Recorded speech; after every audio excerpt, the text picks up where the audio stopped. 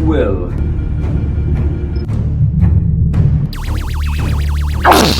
Welcome aboard, wary space traveler. Between all of the natural disasters and politics of 2024, and you know, Earth just kind of being the way that Earth is, I've had about as much of the planet as I can possibly take. It's safe to say that if the human race were a movie, our blooper reel would be way longer than the actual movie. So with our collective track record in mind, what if maybe, just maybe, humans are the bad guys in a lot of video game narratives?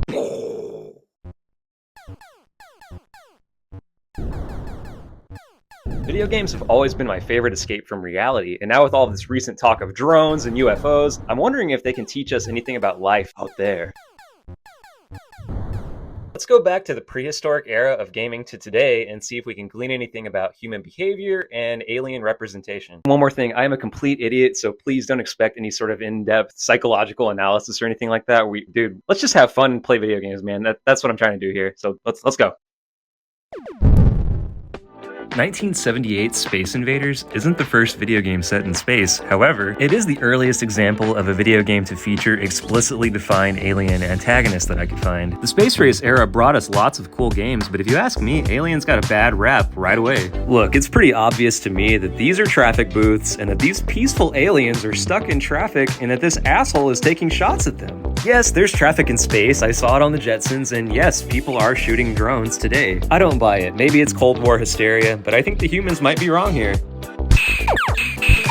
If you're still in doubt, let's jump forward 5 years to 1983's Jetpack. I absolutely loved this game as a kid, and it blew my mind that you could unlock a game within a game in Donkey Kong 64. But I digress. I might actually feel bad for this human if he, just crash landed on a planet and that were the end of it, right? But no, he keeps crashing his ship over and over on different planets, and he's just plundering every resource he can find and shooting every alien he can find along the way. What a dick.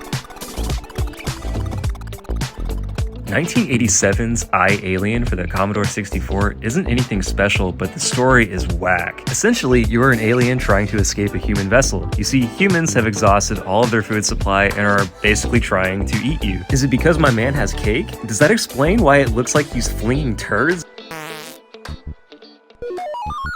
We can't talk about aliens without mentioning 1992's Super Star Wars. Remember the scene from New Hope where Luke just murders everything in the deserts of Tatooine? Yeah, me neither. So much for the local wildlife. Dude, in this timeline, Luke is a bad motherfucker. Do I really need to say anything else? Space Rambo here doesn't need Jedi training, and he clearly has no regard for aliens.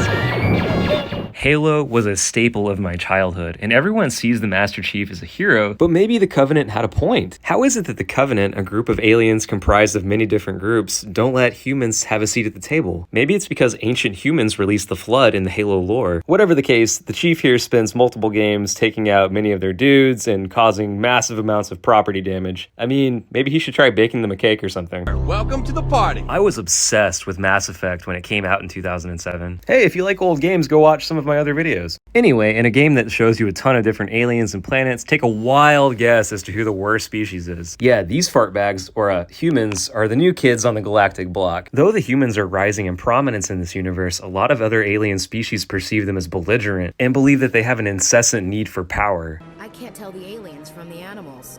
We too must serve the Reapers. You big stupid jellyfish. Perhaps now you're beginning to see a pattern, and maybe we as gamers owe aliens an apology. So before I get to No Man's Sky,